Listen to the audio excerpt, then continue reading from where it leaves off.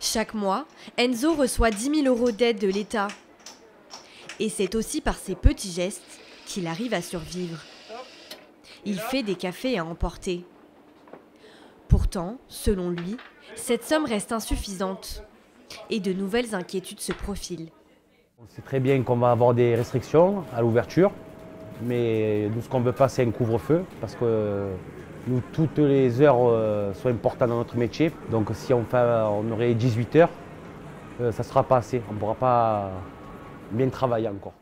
En cuisine, Monique prépare les repas pour la vente à emporter. Mais ça ne représente que 10% de son chiffre d'affaires. Alors pour elle, les aides sont essentielles. Bon, là, ça nous permet un petit peu de mettre du beurre dans les épinards, mais bon, vu les aides qu'on a, bon, on va pas se plaindre, il y en a qui n'ont rien. Depuis octobre, les gérants ne se versent plus de salaire. Les 6 employés risquent le licenciement économique si le restaurant ne rouvre pas rapidement. Frédéric est propriétaire d'une brasserie emblématique de la ville. Il pointe le retard récurrent du dispositif d'aide. Nous sommes aujourd'hui au début mars.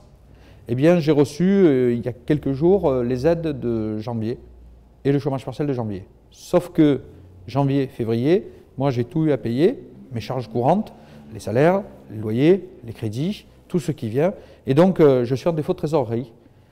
La région a proposé la mise en place de restos-tests. 4 restaurants marseillais devraient se prêter au jeu. Je me trouve actuellement sur le Vieux-Port, un quartier habituellement très animé à Marseille. Mais la crise sanitaire a bouleversé le visage de ce lieu emblématique.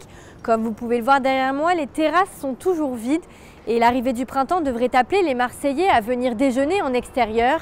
Pourtant, nous ne connaissons toujours pas la date de réouverture des restaurants.